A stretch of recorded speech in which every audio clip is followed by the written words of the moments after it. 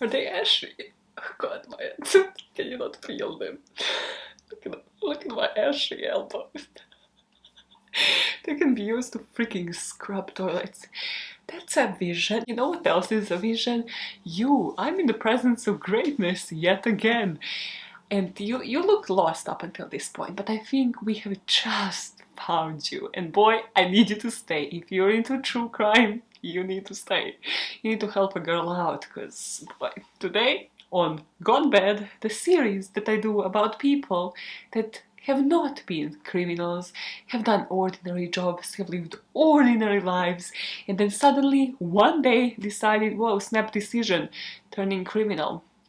Yeah, this week it's featuring a woman that I have heard about 5-6 days ago and have completely obsessed and have thought about it every single day. So I was like, might as well research on this and ask people for their opinions, because it's an interesting case and the way you think about it might surprise you in the end. Let's just say that. Let's just clickbait you in and then dive into the motherfucking story. And as always, if you like my controversial stories that aren't covered in many other places, please make sure you like the video to support this girl for free, and also to subscribe to this channel, just because, I would very much love to quit a customer service job. If you have ever worked in customer service, you will understand the pain.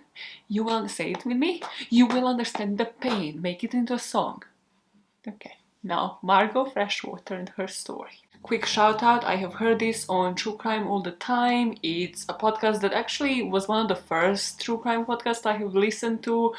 Mike and Gibby, love you, appreciate you. You will never probably find out about this video, but that's where I've learned about this case. I listen to it religiously, like every single week. They have that one and they have True Crime All the Time Unsolved, with the unsolved cases. It's very much just the two of them diving straight into these cases. There's not too much chatter, but it's kind of like discussion type, so it's not just too dry and scripted. Yeah, I love those guys. I would definitely recommend the podcast. So now, Margo Freshwater, that I have been sitting on for the past 6 days and need people's opinions. Let's go. So imagine this. It's March 2002 and you are part of the production team behind Unsolved Mysteries, Dream Job, am I right? You're prepping a new episode on the subject Margo Freshwater, and what you know about Margo so far is that she has been on the run. She escaped prison 32 years ago and nobody was able to track her down. And you have no sightings of her, nobody ringing in saying they might have seen her. Her family members actually declared her dead almost 2 decades before this episode was to actually air. So you really have nothing, except you have a name. Because Margo escaped prison with another person and this other inmate got caught. And then she sang to the police and she said, well, Margo was kind of saying, hypothetically, if she was to ever escape, she would use a name kind of like Tanya or Tonya. She really liked that name. So now, as a producer of Unsolved Mysteries, you only have that information. So you're prepping that episode and you put in a call to Tennessee Bureau of Investigation. And the agent Greg Elliott on the other side of that line tells you, no, like literally everything has gone cold, like every single clue we might have had has gone cold. I mean, we declared her dead, like her family declared her dead, so we're not even really looking for her for the past decade or so. The producers of Unsolved Mysteries, they're like, okay, but can you just entertain us? Like literally we have nothing to lose here. Can you just put the name Tonya in the database? And here we have her date of birth. Margo's birthday was on June the 4th. Can you just run it against her date of birth? Like what do we have to lose? And the agent Greg Elliott on the other side of the line just runs that. He's like, yeah, of course, sure. And then I suppose there is a silence, a penetrable silence on both ends, and he's like, we have a match. This bitch, this woman would have never been caught had she not remained a Gemini. So Agent Elliot finds out where she lives, obviously, and he finds out she's in this rural area in Columbus, in Ohio. So he puts a call through their police station, and he just says, okay, well, give us like a recent document. Do you have, for example, driver's license? To be thorough, let's just compare the driver's license that you have to the mugshot that we have of her from the 1960s. And he said when they sent through the driver's license, they were just all in shock. They couldn't believe this was happening because it just looked like mother and daughter. Because 32 years have passed, it was just uncanny how similar these two people looked. Because, again, they were the same person. Now they're digging deeper and looking at something else that can confirm that this is indeed Margo Freshwater going under the name Tonya McCarter. So something beyond the similarities in pictures and date of birth, and they look into her employment record and they realize that Tonya McCarter never worked between the year 1966 and 1970 when Margo Freshwater was in prison. But the officers just couldn't believe it because Tonya was living in Worthington in Ohio, so in this suburb where Margo was born and grew up her whole life. Different family members still lived in that area. They were like, it's impossible. Either somebody else is in on it, or she has managed to successfully live in the area where she was born without ever getting caught or changing her looks. Because if you remember, the driver's license that they have found didn't look much different. Obviously there was the age difference, but it's not like she was wearing a wig, that she dyed her hair, that she drastically changed her looks, like, I don't know, had plastic surgery. Absolutely none of that. So they just found it unfathomable that this woman has been living in the exact same area for all of those years, while technically being on the run. Between March and May, the police officers were just following her. They were kind of like scouting her, seeing like what her daily routines are, and they realized Margo, who was 54 years at the time, she has 3 children and 3 grandchildren. She lives with her husband and just looks like the most normal family you will ever see. In May, they had enough comparisons, and they knew that they had to take her off the streets and make the arrest. So they again followed the family, going into leisure center, I think it's called sports clubs in the US, one of those facilities where they have like pools and gyms and stuff. So the whole family went swimming, and as soon as they got out at the car park, the police officers stopped Margo and said that they have reasons to believe that she is Margo Freshwater, a fugitive that has been on the run for 32 years, which must have been a bit awkward. Just there with your family being like, oh damn, managed to hide this for like 32 years, this is how they catch me, okay.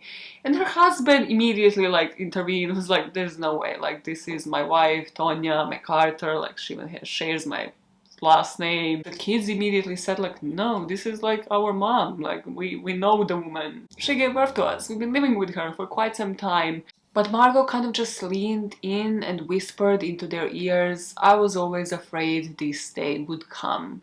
She just knew, and she just surrendered and let herself be arrested. And what's so fascinating about this particular arrest, rather rearrest, because she was already charged and escaped from prison, is that nobody could believe it. Her husband went on ABC's Good Morning America and he said he thinks he has the capability of knowing his wife by now. Like, they've spent around 30 years together, they have had 3 children, they have had grandchildren.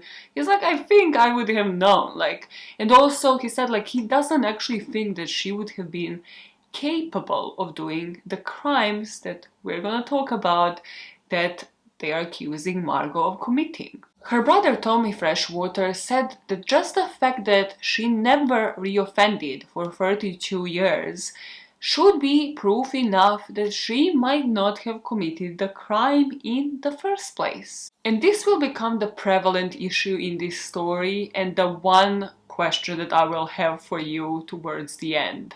But before we talk about that, Margo Freshwater was on the longest run in Tennessee's history. And her run has just been cut short. So who was she and what have they accused her of doing in the first place? So Margo, as I told you, has been born a Gemini on June the 4th, 1948. We don't know zilch about her childhood here. The first time we know of any events of Margaret's life is from November 1966. And we pick up here in particular because there is a record from her high school that she dropped out at this time. But what the high school staff didn't know is that Margo dropped out because she was pregnant.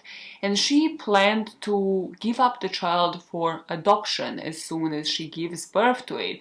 Because when he found out that she was pregnant, her boyfriend just dumped Margo. So she was there in a really bad financial situation, and she realized the best option here is for me to give this child up for adoption.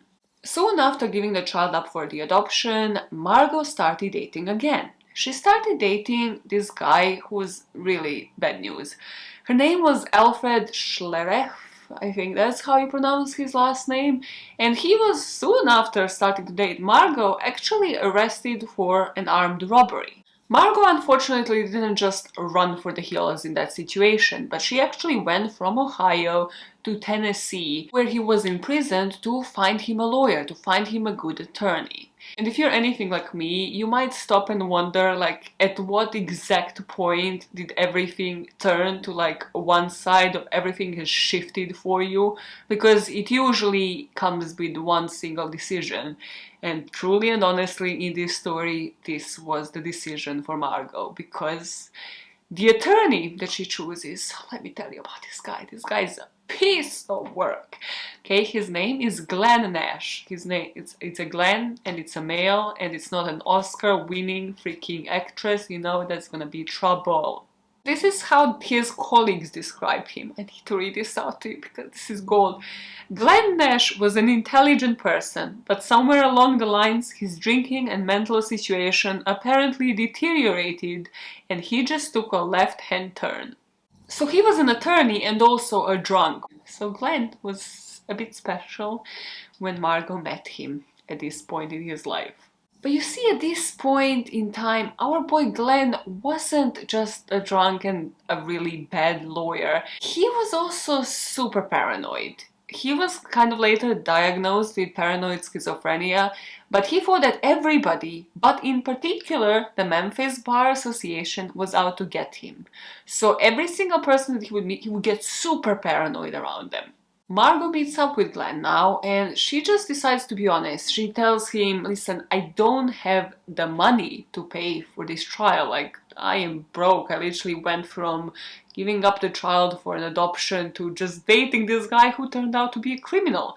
I have nothing to give you. So Glenn agrees to take this case pro bono. But of course, there's a catch. Nothing in this life comes for free.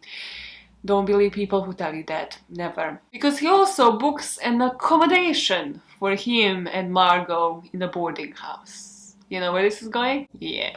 So at first, this was honestly like attorney-client relationship. It's just they were also sleeping together in the same place.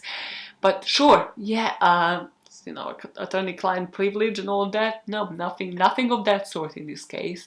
What I'm driving at is at first there was at least intention from Margo to get her boyfriend, the actual boyfriend, out of prison. But then she just got swooped into this newly imposed relationship, and her and Glenn became lovers. And then, you see how I said Glenn got them this accommodation in the boarding house. The boarding house landlady said the two of them literally just said they're gonna go out bowling, but then they never came back, and like one day passed, couple of days passed, and she's like, should I be concerned? Should I like be calling the police? But actually it will be the police that will get to them first. Between December the 6th and December the 27th, Margo and Glenn went on a spree. This might be a good time to mention that Glenn at the time was actually 20 years older than Margo, so we see some grooming potential here.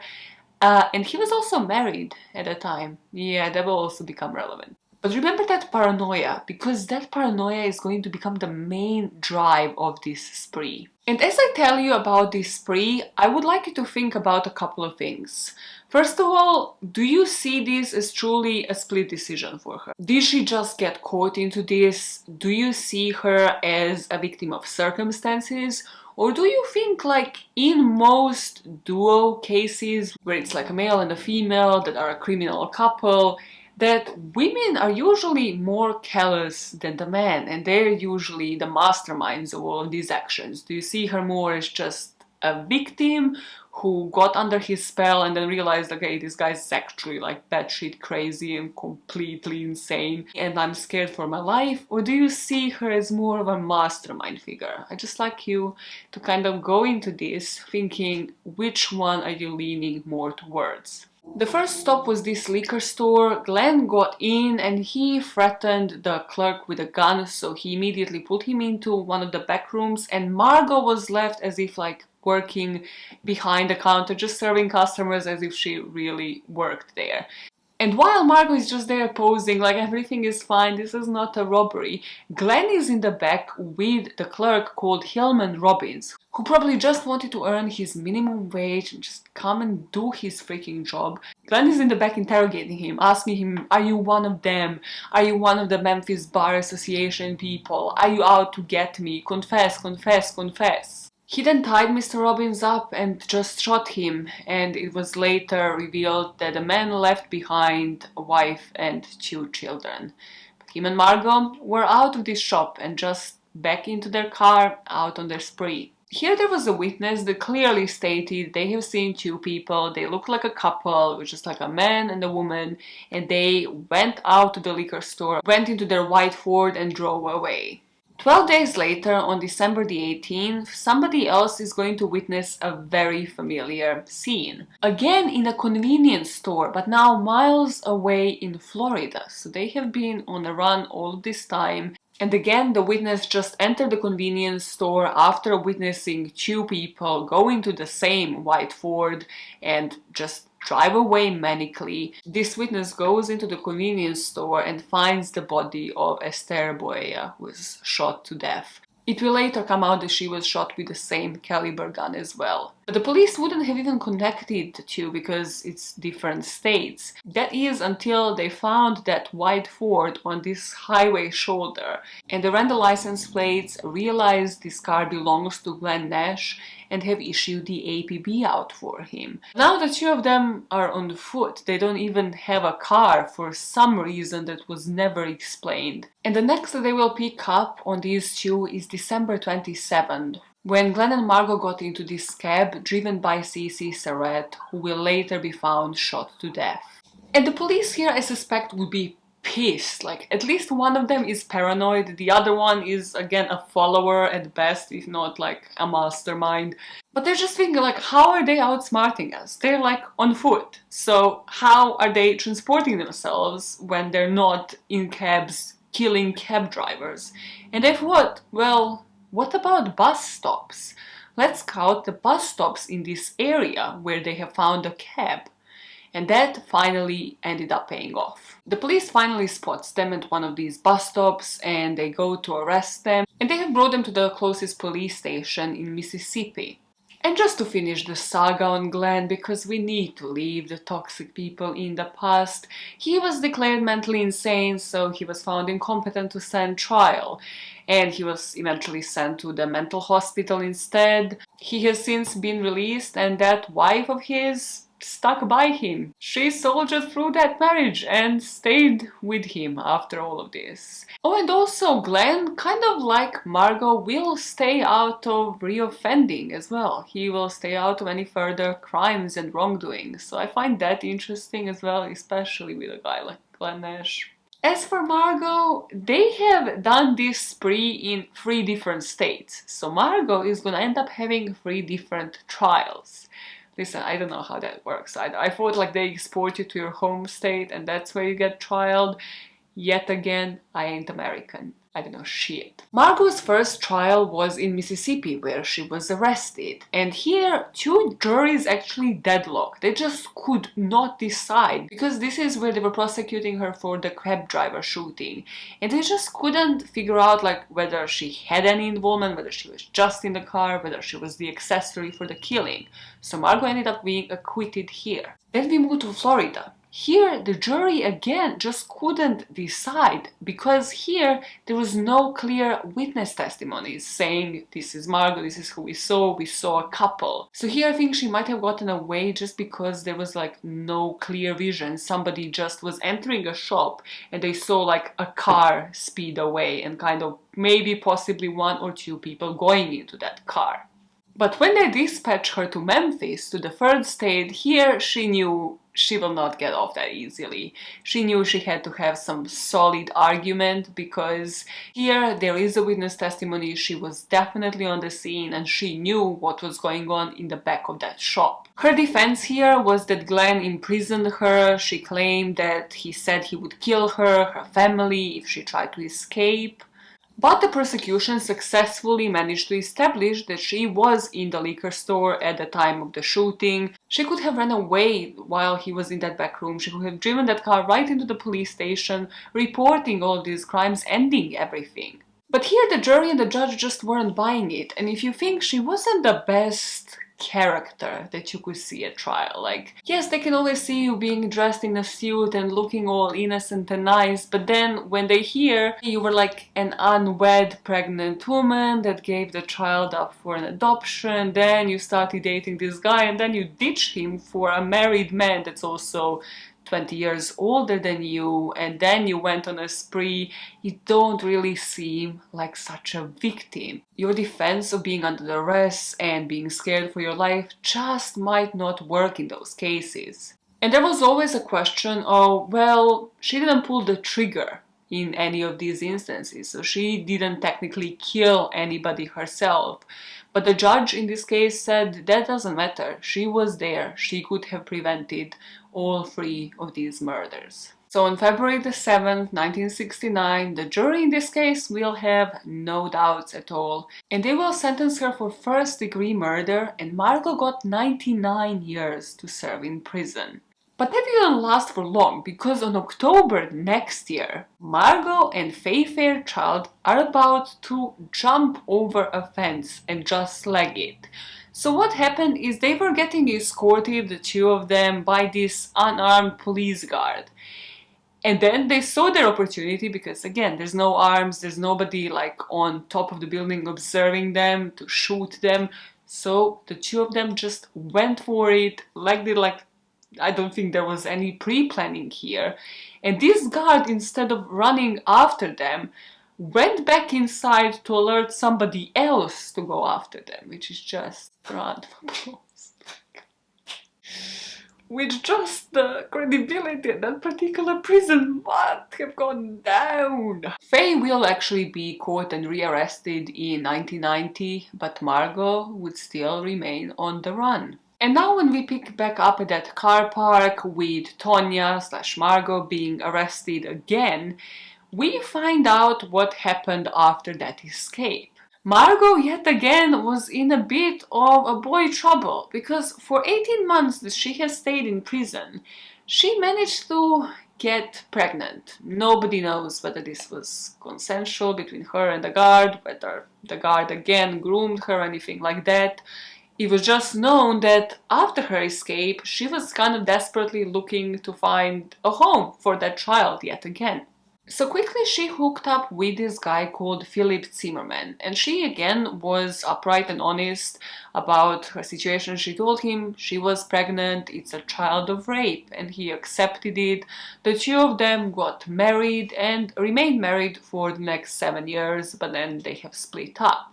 During this time, Margo applied for a different security card and then a different driver's license under her new alias.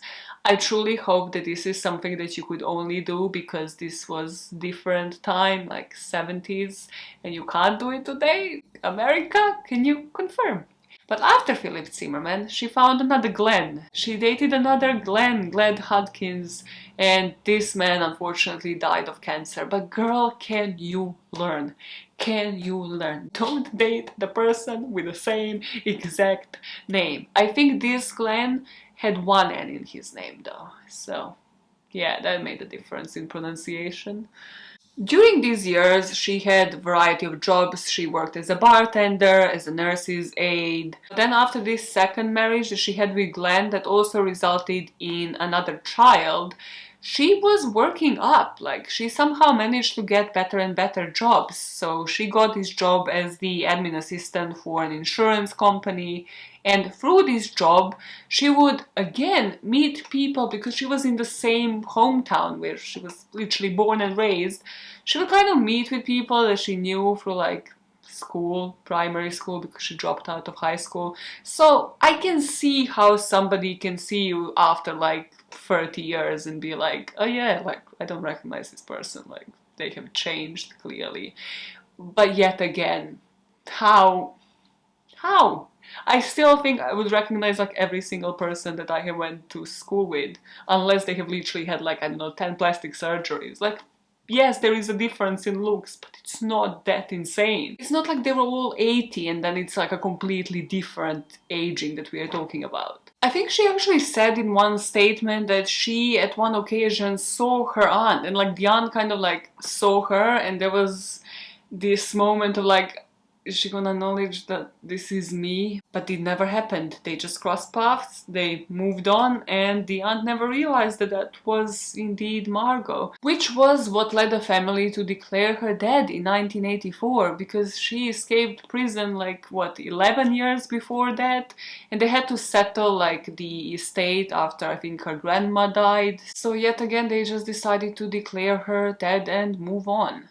One thing that nobody's talking about, and do you not find it bizarre, is the husband's family. Like, how are they? They're just believing what, that her whole family is dead? Even if you are left like an orphan or something, like you must have like somebody, like a distant relative. It's just like, no. Like, what story did she tell this person that was so believable? I'd be sus as fuck if I was dating somebody and they're like, no, my mom dead, so what about your grandpa? No, everybody's just dead. How did they die? They have their death certificates. And on the other side of that, her lack of interest, like her grandma died, like the estate was split, like she never just had the intention to just go to her brother and be like, hey. I mean, she couldn't because that would put her back in prison, but like, wow, that is cold. That is cold. After this second marriage and her husband's death, she actually went to this dating agency, and this is where she met Daryl MacArthur. From what I read, Daryl and her were both into ballroom dancing, and Daryl was a trucker, so he would take her on these long-haul trucking journeys. Enter the term that I have never heard of, because again, I'm not a trucker, I'm not American, sorry to disappoint, and also I haven't lived in like 70s. But this is still like a whole ass Wikipedia page of slang and terms that truckers used through something that was back in the day known as Citizens Band Radio. It reminds me of the last book of Harry Potter when they had that like Potter Squad, whatever it was called. Have you heard about it? I found it fascinating. I even have a couple of examples for you. Do you know what it means when you say Checkpoint Charlie? Well, if you were a trucker and you were to hear like, hey, Checkpoint Charlie is around the corner, he's back in town, did you know? Then you would slow the fuck down because the police car would be one of those ambush police cars that would just flag up the sirens just as you were to pass them by, and they would stop you and test you for like drunk driving or like, do you have a valid driver's license? Another term. Polar bear. What could it be? So it's white and it's a bear, so it's probably a slang for a cop, like a police officer. So yes, it is the white unmarked police vehicle. Well, why am I telling you about all of this? Because of course, in the romantic fashion, Daryl gave her, Margo, her own CB nickname, and it was Sexy Legs. There's nothing to uncover there. This is not a CB slang. Do better. And can you guess Daryl's nickname? No, we are going there. Because if I cringed, you will cringe. Can you guess Daryl's nickname? It's the leg inspector. I have nothing. There's no like, just... How is a concept so genius turned to something like sexy legs and leg inspector? I will never. This is the hill I will die on. No, you can't tell me you're a proud trucker and then this is what you can do. So only 18 months before she was recaptured again, Margo and Daryl married. And this is where we pick up in the timeline from the beginning of the story, where Margo was recaptured in that car park and what happened again. Well, obviously she had to go to trial again. For somebody to decide, taking this into consideration, she didn't reoffend for 32 years, but also she didn't really pay for her crimes. How much of her sentence is she to serve? So when they have done their math and taken into consideration time served, even though it wasn't served, she got another 25 years. So she wasn't even to be considered to be released until 2029. But we are here because of a reason, and the reason is that she was released in 2011. So altogether, she served around 10.5 years, because she served around 9 that second time and about like 18 months on the first occasion before her prison escape. Right now, Margo is 73. She returned after prison back to her husband, who waited for her all this time, and she's still great mother, great grandmother to those children. So that's a story about Margo Freshwater. So why are we here? Well, did you know that about 45% of prisoners that spend some time in federal prisons reoffend within 5 years of their release? Margo was not one of those people. Now, an even more alarming fact. Did you know that around 77%, when you take both federal and state prisons, of those inmates that have been released will again reoffend within 5 years of their release? Margo, yet again, was not one of the reoffenders. The studies have shown that actually recidivists, so people that will reoffend, will most often do it within the 2 years actually. So 5 is kind of actually giving it a stretch. It will most probably happen within the first 2 years, because nobody focuses on the re-entry into the society and like, how do we reduce the crime rate? What are you going to do after you get out? Do you have anywhere to go? And in particular, that refers to the criminals that have committed gun offenses. They are actually more likely, 68% to be specific, more likely to reoffend again after being released. Yet again, Margo was one of those people. And after escaping prison, definitely not serving her full sentence, she still did not reoffend. Ever, even now when she was re-released. So where my conundrum with this case is, like every other minute, is the fact that, do I think that somebody paid for those crimes correctly? Not really, no. She was there when 3 people died. 3 people died on her watch. She could have done something to prevent it. Do I think that there was enough evidence for somebody to be like, no, 99 years is the right sentence? Also, I don't. Nobody said that she was the one to pull the trigger in any of these cases. Nobody had any proof of that. Like, in fact, the perpetrator got a more lenient sentence. He was sentenced to mental hospital and then released as well himself. So I don't really see the logic there. Would I be thinking completely differently about this if there was such evidence, which was like, no, she actually pulled the trigger in all of these 3 cases and she is mentally stable. She should have served 99 years for this. Then yes, but this is not the case here. We don't have that. And why we don't have that is exactly what bothers me. So had she been this calculated, callous person who really is in for these crimes, who really gets off on it, I don't think that she would have even had the option not to reoffend. Like, she would have had that drive. This is something that would be driving this woman through life. Like, she would not be living calmly her life for 32 years, having children, grandchildren, like doing these all odd jobs, like living in the suburbs, living her normal life. Like, that wouldn't even be the option. But then the next time when I think about this story, I'm like, well, what option did she have? Even if she had these instincts, she had to probably submerge them. She had to like shove them down, shove this drive down and take it out, I don't know, on ballroom dancing floor or something, and then stop thinking about this, because she knew if she was to commit something else, she would land in prison again. So I really want to know your opinions on this, but hear me out. Because this is what truly I find problematic and like where my mind has been this whole week.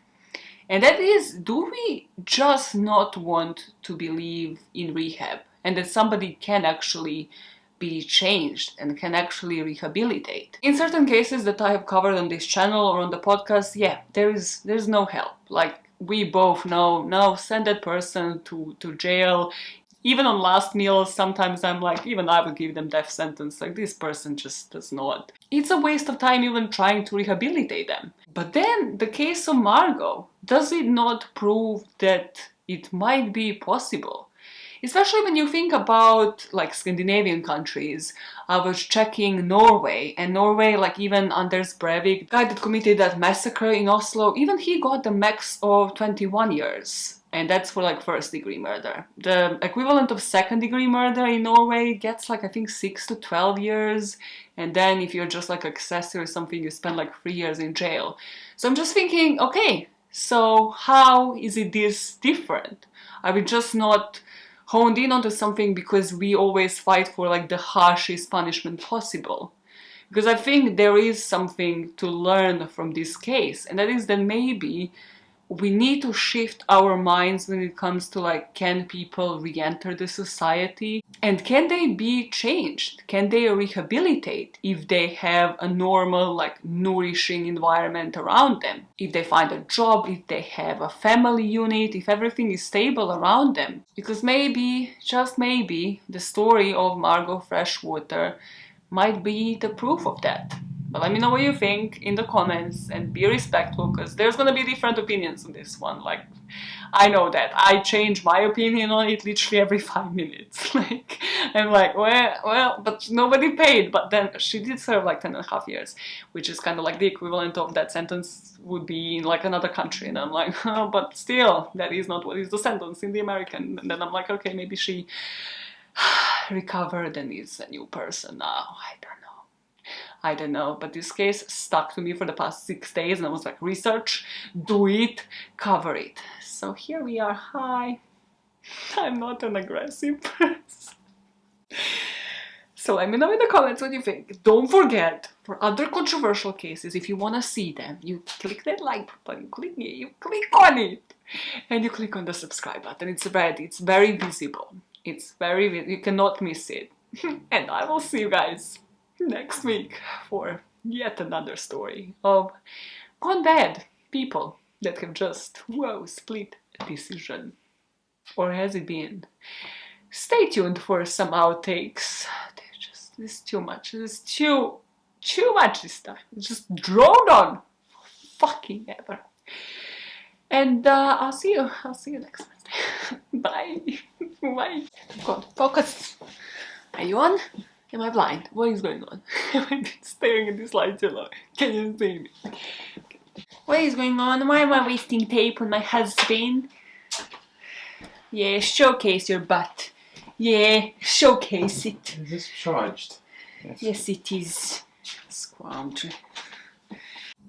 Had she not remained a Gemini?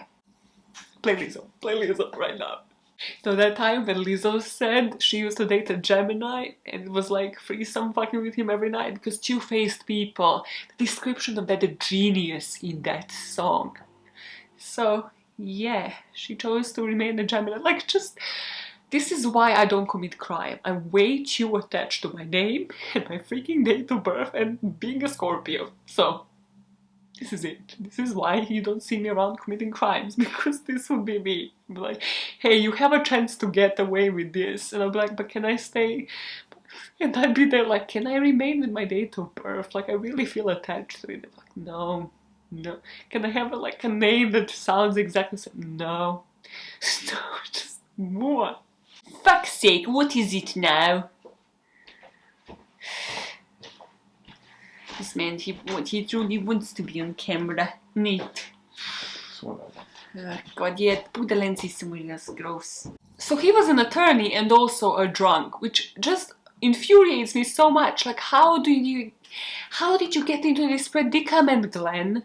What a waste of time. I don't want to shit on people's degree, but why not study something easier? Like, you need to commit to years and years and then pass the bar to become like a lawyer or an attorney of any sort. And then you just decide to turn to life of crime and become a drunk.